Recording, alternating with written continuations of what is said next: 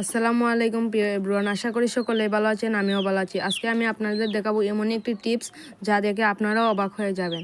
তো আমি দেখাবো হোয়াটসঅ্যাপের মধ্যে এই টিপসটি। প্রথমে হোয়াটসঅ্যাপে চলে যাবেন। আপনি যে বন্ধুটিকে লুকিয়ে রাখতে চান সেটার উপর টেপ দিয়ে ধরে রাখবেন। এই যে আমি একে লুকিয়ে রাখতে চাচ্ছি। তারপর এই যে সবাই থ্রি ডট মেনুতে ক্লিক করবেন। থ্রি ডট মেনুতে ক্লিক করার পর এই যে নিউ লক চ্যাটের উপর ক্লিক করবেন। লক চ্যাটের উপর ক্লিক করার পর কন্টিনিউ দিয়ে দিবেন।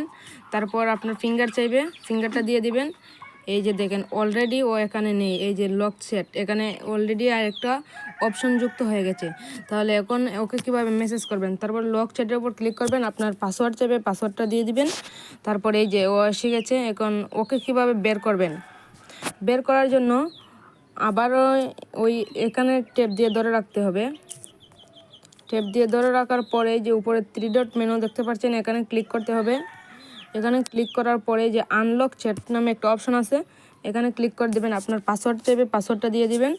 এই যে এখানে নো লকে যে এখানে চলে এসেছে আবার।